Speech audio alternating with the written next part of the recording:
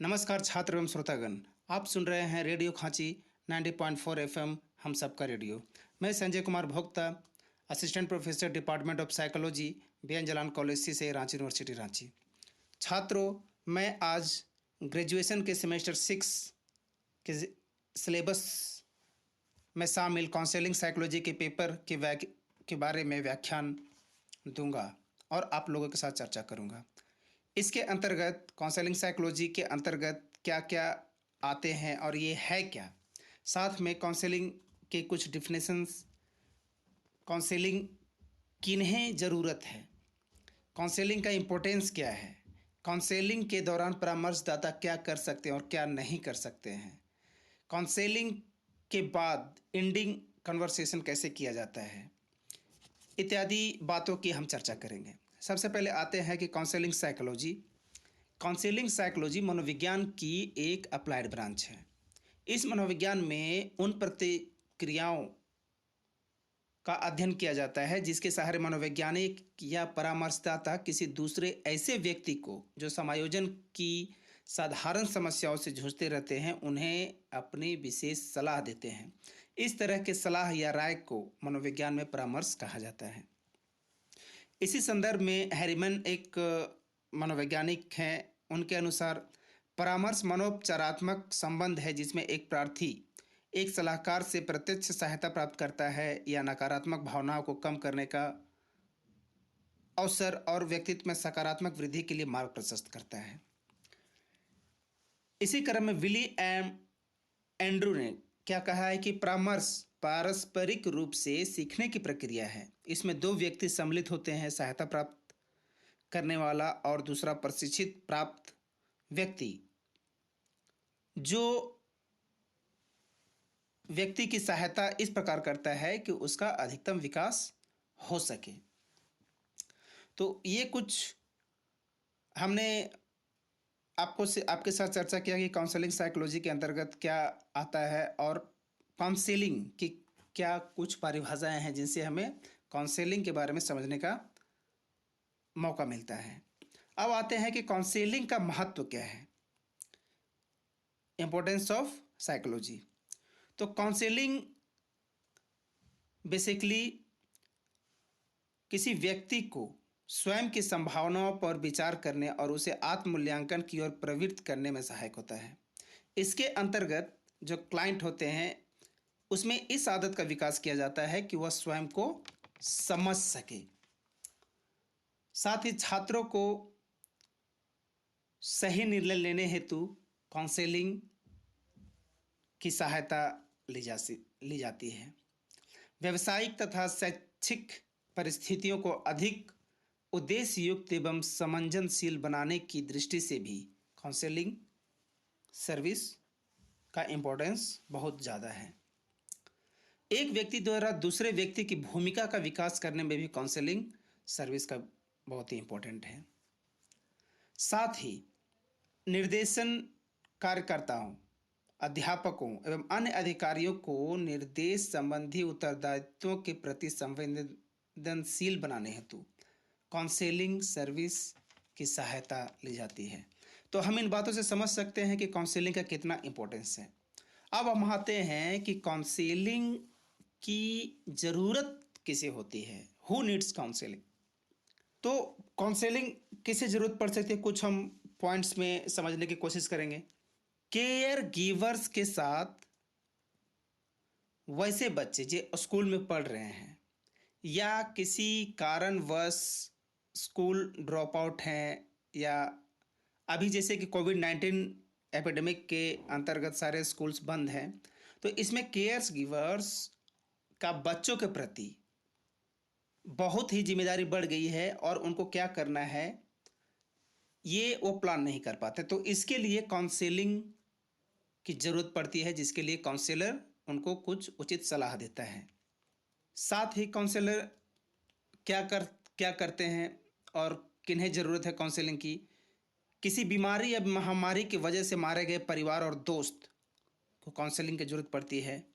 वैसे लोग जो एकांतवास में रहते हैं या इंटर डिपेंडेंट होते हैं और जो इंट्रोवर्ट होते हैं वैसे व्यक्ति को भी कभी कभी काउंसलिंग की ज़रूरत होती है। वैसे लोग जो पहले से मेंटल या फिजिकली इल होते हैं उन्हें काउंसलिंग की ज़रूरत होती है। वैसे व्यक्ति जो किसी बीमारी से रिकवर कर रहे हों उन्हें काउंसलिंग की ज़रूरत होती है।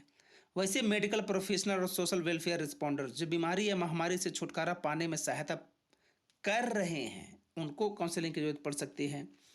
वैसे सामान्य व्यक्ति जो टेलीफोनिक माध्यम से भी यदि आपसे सहायता प्राप्त करते हैं तो आप उन्हें काउंसलिंग कर सकते हैं क्योंकि उन्हें ज़रूरत पड़ती है। अब आते हैं कि कुछ वैसे की काउंसलिंग फ्रेजेज जिनसे कि काउंसलर क्लाइंट के साथ इंटरेस्टिंग बना सकता है काउंसलिंग सेशन को और एम्पैथेटिक रिलेशन कायम कर सकता है। कुछ हम स्टेटमेंट्स को की चर्चा करेंगे। जैसे यदि क्लाइंट आपके पास आता है और आप अपनी समस्या से अवगत आपको कराता है तो क्या स्टेटमेंट्स के साथ क्या एक सही स्टेटमेंट हो सकता है उसकी भावना को समझने का, उसके प्रॉब्लम सॉल्विंग को करने का। जैसे मैं स्वाभाविक रूप से दुखी हूँ, चिंतित हूँ आपकी समस्या को लेकर। ये आप बोल करके उनके साथ एक रैपो बना सकते हैं, एक इंटीमेट रिलेशन कायम कर सकते हैं। आपके साथ जो भी हुआ और आप जो भी कर रहे हैं उसे मैं सुन रहा हूँ और हम लोग इस पे आगे चर्चा करेंगे। मैं पूर्णतः समझता हूँ कि आप पर क्या बीत रही है। इस सिचुएशन में आपकी जो भी प्रतिक्रियाएं हैं वह सामान्य हैं। मैं आपके प्रति कंसर्न हूँ और आपकी जो भी समस्या है उस समस्या के समाधान के लिए मैं उचित व्यक्ति के पास आपकी समस्या को रेफर करने में भी आपकी सहायता करूँगा। तो कुछ ऐसे बातें होती हैं जिनसे कि आप कन्वर्सेशन को, क्लाइंट और अपने बीच के कन्वर्सेशन को इंटरेस्टिंग और एम्पैथेटिक भाव के साथ आप क्लाइंट के प्रॉब्लम को डील कर सकते हैं। अभी कुछ हम इम्पोर्टेंट चीज़ को चर्चा करेंगे जैसे कि काउंसलिंग के अंतर्गत आपको क्या करना चाहिए, किन किन बातों का ध्यान रखना चाहिए। ये एक तरह से काउंसलिंग स्किल्स हैं जिनका आपको ध्यान रखना है। तो क्या करना चाहिए काउंसलिंग के दौरान? आप अपने को बोलने से ज़्यादा क्लाइंट के बातों को ज़्यादा सुने, उनके भावना को एक्नॉलेज कर उनके संदर्भ में घटित घटनाओं को समझने का प्रयास करें, उनके वर्तमान संवेग और प्रतिक्रियाओं को सामान्य बनाने की कोशिश करें। समस्या से संबंधित सूचना देने से पहले संबंधित इंटरनल रिसोर्सेज एंड कैपेसिटी को रिकॉग्नाइज कर लें जिससे कि काउंसलिंग आपका सुचारू रूप से चल सके। आप अपने ऊपर भी धैर्य बनाए रखें। क्लाइंट के समस्या को सुनकर आपको अपने ऊपर भी धैर्य बनाए रखना है और शांत रहना है।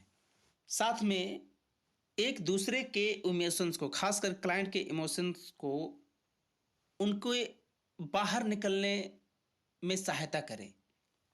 जो भी प्रोबिंग क्वेश्चन है उनको जेंटली पूछिए।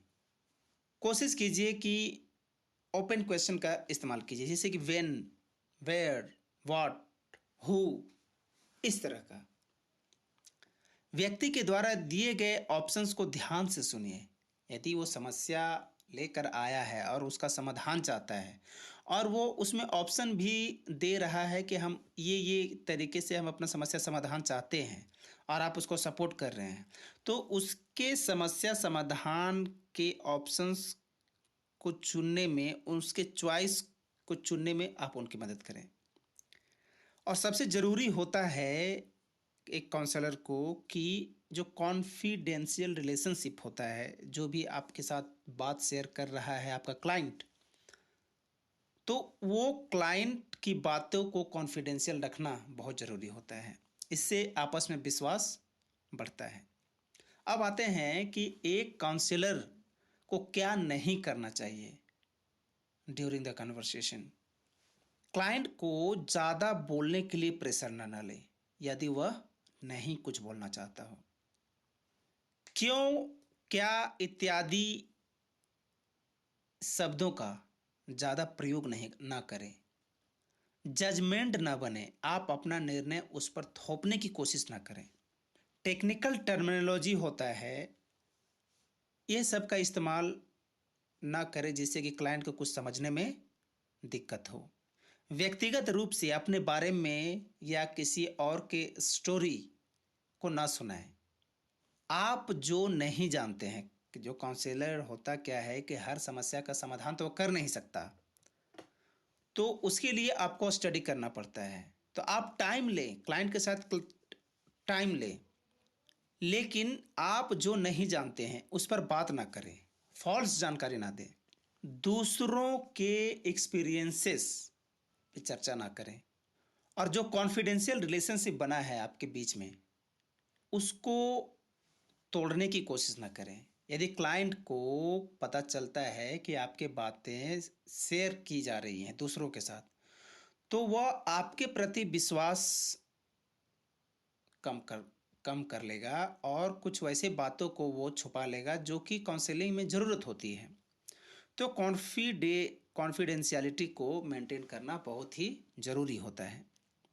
अब आते हैं कि ये सब क्या है कि एक प्रोसेस के तहत होता है काउंसलिंग।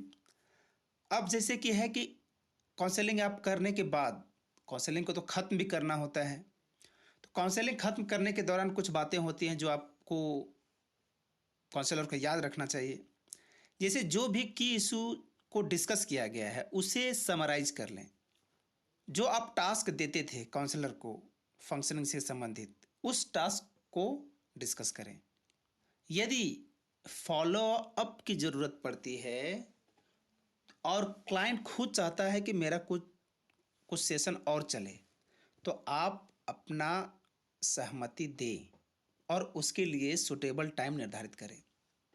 तो ये काउंसलर का प्रोसेस प्रक्रिया होती है जो कि अपनाना पड़ता है काउंसलर को एक स्किल्स के तौर पर।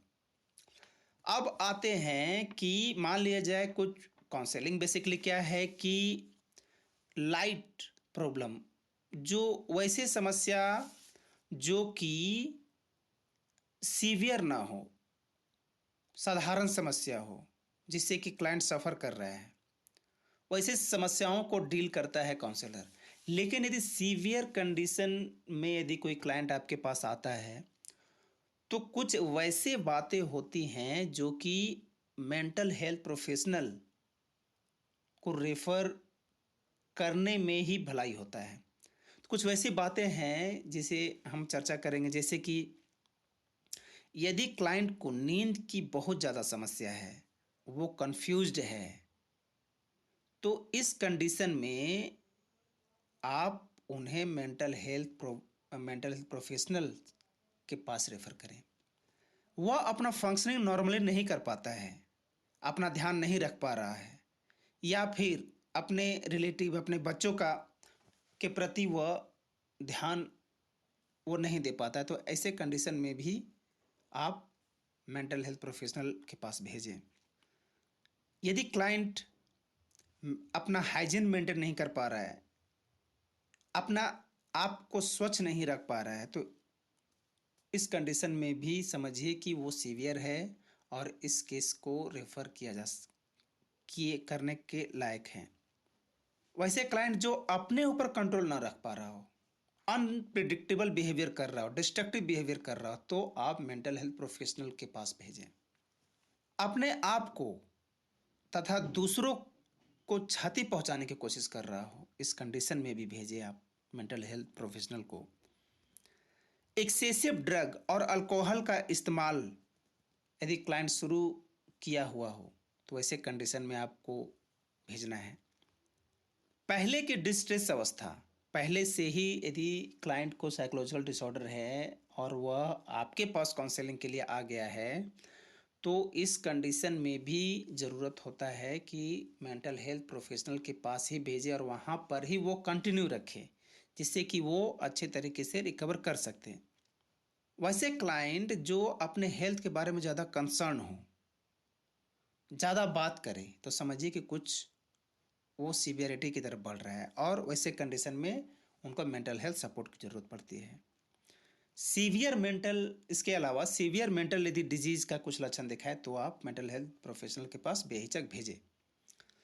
तो यहाँ पर हम कुछ काउंसलिंग प्रोसेसेस, काउंसलिंग के डिफिनेशन और काउंसलिंग का स्किल्स के बारे में हमने डिस्कस किया, जो कि सेमेस्टर 6 जो ग्रेजुएशन में पढ़ रहे हैं उन बच्चों के लिए यह जानना बहुत ज़रूरी है, एग्जामिनेशन पर्पज से भी।